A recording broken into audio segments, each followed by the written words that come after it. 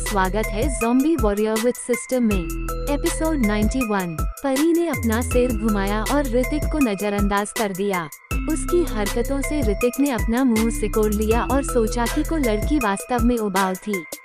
ऋतिक ने परी से कहा जिसका सिर दूसरी तरफ था, दरअसल मैं यहाँ डेथ रीजन एकेडमी में जाने के लिए आया हूँ। परी को उसकी कोई परवाह नहीं थी, लेकिन जब उसने डेथ रीजन एकेडमी का नाम सुना तो उसके चेहरे का रंग बदलने लगा। तभी उसे याद आया कि ऋतिक के आखिरी मुलाकात में उससे पूछा था कि वो लोग दोबारा कहाँ मिलेंगे और तब परी ने उसे डेथ रीजन बताया था। उसे उम्मीद नहीं थी कि ऋतिक सच में उससे मिलने के लिए वहाँ पर आ जाएगा। परी के चेहरे पर एक छिपी हुई स्माइल थी जिसे कोई नहीं देख सकता था, हालांकि परी ने अगले ही पल उसे छिपा लिया था। मैं तुम्हारी वजह से यहाँ नहीं आया। ऋतिक को लगा कि चीजों का साफ करना जरूरी था, क्योंकि फिर परी यह सोचती कि वो उसके क्या वहाँ पर आया था। ऋतिक की बात सुनकर परी के चेहरे पर बेरहमी दिखाई देने लगी, लेकिन ऋतिक से पलटकर कुछ नहीं कहा। तुम बड़ी अजीब लड़की हो। ऋतिक को थोड़ी सी चोट लगी थी, लेकिन फिर भी वो काफी हैंडसम बंदा था, लेकिन वो पागल लड़की उसे जरा सा भी भाव नहीं दे रही थी। कितनी घमंडी लड़की है, ऋतिक ने मन ही मन कहा, लेकिन तभी अचानक से ऋतिक को दूर से एक आवाज आती हुई महसूस हुई। आवाज सुनकर ऋतिक थोड़ा परेशान हो गया और जमीन पर लेटकर उस आवाज को ध्यान से सुनने लगा। अपनी पावरफुल सुनने की क्षमता के कारण ऋतिक को यकीन था कि लोगों का एक समूह उनकी ओर ही आ रहा था जो काफी पावरफुल लग रहे थे। वो मेरे लिए यहाँ आ रहे हैं, परी ने ऋतिक से कहा। ऐसा लग रहा था मानो उसे भी उन लोगों के आने की भनक लग गई थी। क्या वो लोग पावरफुल हैं? ऋतिक ने हल्की झिझक के साथ परी से सवाल किया। उसके हिसाब से परी जैसी रैंक 4 की पावरफुल वॉरियर भी घायल हो सकती थी, तो पता नहीं वो लोग कितने स्ट्रॉन्ग होंगे। उस लोगों की भीड़ को देखते हुए ऋतिक को भरोसा नहीं था कि वो उन्हें हरा सकता था या नहीं।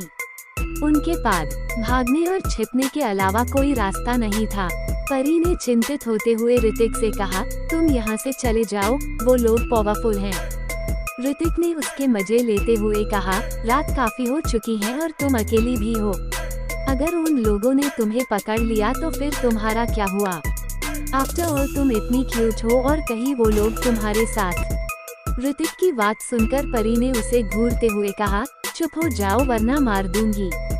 वो हमेशा अपनी फीलिंग्स पर कंट्रोल सकती थी, चाहे कुछ भी हो, लेकिन जब उसने ऋतिक को इस तरह बात करते हुए सुना तो वो वास्तव में उसे पीटना चाहती थी। तुम भी चुप रहो। ऋतिक ने भाले का बक्सा अपनी कमर पर टांग लिया, जिसके बाद उसने झुकते हुए परी से कहा। परी एक पल के लिए झिझकी, जिसके बाद उसने अपने दोनों हाथ उसके कंधे पर रखे और उसकी पीठ पर चढ़ गई। ऋतिक ने उसे बहुत आसानी से अपनी पीठ पर उठा लिया। उसके हाथ परी के घुटनों को पकड़े हुए थे, जिससे परी को एक अजीब सा एहसास हो रहा था। से एहसास किसी शांत झील के पानी पर अचानक उठी लहर की तरह था। ऋतिक ने संकोच नहीं किया और तेजी से दूसरी दिशा में भागने लगा। ऋतिक ने चलते हुए परी से कहा, लो इसे पी लो, प्रोटीन लिक्विड। परी को उसकी बात पर थोड़ा शक था कि वो उसे क्या पिला रहा था। तभी अचानक से एक गोल जीव ऋतिक की पॉकेट से बाहर निकला, जिसके हाथ में एक कांच की शीशी थी। उस नन्हे जीव ने वो शीशी परी के हाथों में थमा थी। उस जीव पर नजर पड़ते ही परी दंग गई, जिसके साथ उसने हैरानी के साथ कहा, ये तो रैंक 6 का मॉन्स्टर है। रोटी ने हाँ में अपना सिर हिलाते हुए कहा, हाँ ये मेरा पालतू जानवर है रोली। जीन क्रिस्टल्स को निगलने के बारे में मत सोचो नन्हे मॉन्स्टर। कहते हुए ऋतिक ने वो शीशी ले ली और रोली को एक्साइटमेंट के साथ देखने लगा। फिर उसने उस शीशी को परी के हाथों में थमा दिया। लेकिन इस समय रोली परी से डरा हुआ लग रहा था और छिपने के लिए ऋतिक की पॉकेट में वापस से लुढ़क गया। परी एक पल के लिए झिझकी, जिसके बाद उसने उस शीशी में मौजूद लिक्विड पी लिया। परी के उस लिक्विड को खत्म करते ही ऋतिक ने शरारत भरे अंदाज में कहा, ओह सॉरी, मैं तुम्हें ये तो बताना भूल ही गया कि मैंने ये लिक्विड पहले भी पिया था। क्या तुम पागल हो? परी ने ऋतिक से कहा और ऐसा लग रहा था मानो वो किसी मंदबुद्धि इंसान को देख रही हो। प्रोटीन लिक्विड खुलते के बाद 5 मिनट में ही समाप्त हो जाना चाहिए था, वरना वो अपना असर खो देता था। ऋतिक साफ तौर पर उसके साथ मजाक कर रहा था। नहीं, ऋतिक ने हंसते हुए परी से कहा। रात में थोड़ी हवा चल रही थी और बजरी उड़कर उसके चेहरे पर गिर रही थी, जिससे ऋतिक को खुजली होने लगी थी। वो आ गए। तभी अचानक से परी ने हल्की झिझक के साथ ऋतिक से कहा। क्या कहा? वो आ गए, लेकिन कहा? ऋतिक ने हैरानी के साथ कहा और तभी अचानक से उसके आगे पीछे कुछ परछाइयां नजर आने लगी। कहाँ तक भागोगे लड़के? तभी एक खतरनाक से दिखने वाले आदमी ने ऋतिक का मजाक बनाते हुए कहा। उसने टाइगर की स्किन के काले कपड़े पहने हुए थे और उसके धमकी भरे अंदाज में ऋतिक से कहा। वो इंसान कोई और नहीं बल्कि ब्लैक टाइगर बैंडिट्स का लीडर वीरेंद्र टाइगर था। तुमने हमारे 100 से भी ज्यादा ब्लैक टाइगर डाकुओं को मार डाला और तुम ऐसे ही चले जाना चाहते हैं। तभी वहाँ पर कई दूसरे आदमी भी आ गए और उन्होंने बेरहमी के साथ कहा। वो ये सोचकर गुस्से से कांप रहे थे कि उनकी टीम में कितने मेंबर्स अभी तक जिंदा है। जब वो करीब आए तो ऋतिक ने सीधे अपनी सुपर आई स्किल को कास्ट किया और उन सब का लेगी चेक करने लगा। वहाँ पर 5 रैंक 3 के वॉरियर्स थे जिनकी ओवरऑल स्ट्रेंथ 3000 से भी ज्यादा थी। ऋतिक ये देखकर काफी ज्यादा हैरान था। परी एक रैंक 4 की वॉरियर थी, लेकिन रैंक 3 के कई वॉरियर्स के खिलाफ जाना अभी भी काफी कठिन होगा। उसे उम्मीद नहीं थी कि परी उनके 100 से ज्यादा डाकुओं को मारने के बाद भी बच पाने में सक्षम थी। वो भयानक रूप से पावरफुल थी। तुम लोग मरने वाले हो। परी ने उनकी ओर घूरकर देखा और गुस्से से कहा। अपनी वर्तमान स्थिति में भी जब परी की नजर उन पर पड़ी, तब भी उसे किसी खतरे का एहसास नहीं हुआ। तुम अभी भी घायल हो। क्या तुम्हें अभी भी लगता है कि तुम यहाँ से जिंदा जा सकती हो? या क्या ये लड़का तुम्हें बचा सकता है? हा हा हा।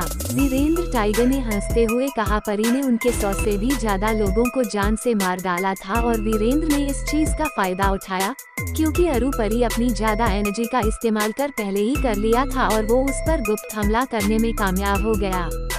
वर्तमान स्थिति में परी की ताकत केवल रैंक 2 के वॉरियर की सीमा तक थी और उन लोगों को उससे बिल्कुल भी खतरा नहीं था। क्या बकवास लगा रही हैं? परी ने निडरता के साथ वीरेंद्र टाइगर से कहा। उस लड़के को जान से मार डालो और लड़की को जिंदा रहने दो। मैं उसे ऐसे ही नहीं मारना चाहता, मैं उसे बेरहमी भरी मौत देना चाहता हूँ। वीरेंद्र टाइगर ने बेरहमी के साथ अपने साथियों को ऑर्डर दिया। ओह, तो तुम लोग मुझे जान से मारना चाहते हो? ऋतिक ने हंसते हुए कहा, जिसके बाद उसने परी को नीचे उतारा और अपना डार्क एज भाला तुरंत बाहर निकाल लिया। तभी एक आदमी भागते ऋतिक की ओर आने लगा। उसने अपना ब्लेड निकाला और तेजी से ऋतिक के ऊपर हमला कर दिया। पिंग! एक आवाज के साथ उस आदमी का चेहरा शॉक के मारे फ्रीज हो गया। वो जैसे ही अपने ब्लेड से ऋतिक के भाले को डोज करने वाला था कि तभी अचानक से उसे एक जबरदस्त एनर्जी का एहसास हुआ और उसका हाथ कांपने लग गया, जिसके बाद उसका हथियार लगभग उसके हाथ से छूट गया। ऋतिक तुरंत आगे बढ़ा और उसने भाले के बॉक्स को साइड की जमीन पर फेंक दिया। फिर उसने डार्क एज भाले को कसकर पकड़ लिया जो गिरने ही वाला था और आगे बढ़ने लगा। Age of phoenix! वो आदमी उस हमले को रोकना चाहता था, लेकिन तभी उसने देखा कि आग की लपटें ऋतिक के भाले से निकल रही थी और भाले की नोक तक फैल रही थी, जैसे कि कई जलते हुए फीनिक्स बाहर निकल रहे हो। ये क्या है? वो आदमी सदमे की स्थिति में था। उसने आज से पहले ऐसी स्किल कभी नहीं देखी थी। इस मोमेंट पर वो तुरंत पीछे हट गया, लेकिन जलते हुए फीनिक्स पागलों की तरह उसका पीछा कर रहे थे और वो काफी तेज थे। डांग डांग डांग! वहीं दूसरी ओर ऋतिक बाकी के 4 वॉरियर्स के साथ भयंकर लड़ाई कर रहा था। उन ब्लैक टाइगर डाकुओं ने ऋतिक को गंभीरता से नहीं लिया था और उनका मुख्य लक्ष्य केवल पर को हराना था। चूंकि ऋतिक ने उसके घावों को ठीक करने और उसके प्रोटीन की भरपाई करने में मदद की थी, परी काफी हद तक ठीक हो गई थी। जब वीरेंद्र टाइगर ने वो नजारा देखा तो उसने अपने दांत पीस लिए। वो जानता था कि परी काफी ज्यादा डरावनी थी और उसकी तलवार तकनीक बहुत मजबूत थी। यही मौका है, उसे मार डालो। तभी अचानक से परी को थोड़ी चोट लग गई और भले ही उसके हमले ने वीरेंद्र टाइगर को कुछ कदम पीछे हटने के लिए मजबूर कर दिया था, लेकिन वो पहले से थोड़ी कमजोर हो गई थी। तुम ठीक हो। ऋतिक और परी की पीठ एक दूसरे के सामने थी और वो अपने आसपास के लोगों की गतिविधियों पर ध्यान केंद्रित कर रहे थे। क्या तुम ये कर सकते हैं? परी ने हैरानी के साथ ऋतिक से कहा। उसे उम्मीद नहीं थी कि ऋतिक इतना ज्यादा पावरफुल हो गया था। बिल्कुल, ऋतिक ने फुसफुसाया। ऐसा लग रहा था कि दोनों ने मन ही मन एक दूसरे की मदद करने का मन बना लिया था। उसके बाद वो दोनों एक ही समय पर आगे बढ़ने लगे। लिन शियू ने बगल में मौजूद 3 लोगों पर हमला किया। वे सभी रैंक 3 के वॉरियर्स थे, लेकिन ऋतिक बिल्कुल भी नहीं डरा, बल्कि उसे ऐसा लगा जैसे उसके शरीर में खून उबल रहा हो। Asteroid strike. तभी एक आदमी ने अपने भाले से ऋतिक पर हमला कर दिया। ये देखकर कि ऋतिक भी उसकी तरह एक भाले का यूज करता था, उसे ऋतिक को ये दिखाने का गौरव हासिल हुआ कि असली भाला इसके क्या होती थी। ऋतिक को महसूस हुआ कि एक सफेद रोशनी की आभा उसके पास से गुजर रही थी। एक एस्ट्रॉइड की तरह वो एक पल में उसके गले के लाश नजर आने लगी। चोंग। ऋतिक ने तुरंत अपने भाले का इस्तेमाल किया और आने वाले भाले की नोक को डोज कर दिया, जिनके टकराने से एक चिंगारी पैदा हुई। आओ मैं तुम्हें दिखाता हूँ कि भाले का यूज कैसे किया जाता है। ऋतिक ने अपनी 10 उंगलियों से डार्क एज को कसकर पकड़ लिया और आगे की ओर वार किया। हालांकि डार्क एज भला भारी थी, लेकिन ऋतिक को धीरे धीरे इसकी आदत हो गई थी। लेकिन ऋतिक का मुकाबला केवल एक रैंक 3 के वॉरियर से नहीं, बल्कि उनमें से 3 से था। बाकी दोनों ब्लेड वाले आदमी ऋतिक को मारने की कोशिश में दोनों तरफ से हमला कर रहे थे। तो आगे क्या होगा जानने के लिए सुनते रहेगा zombie warrior with system only on listener YouTube channel पर।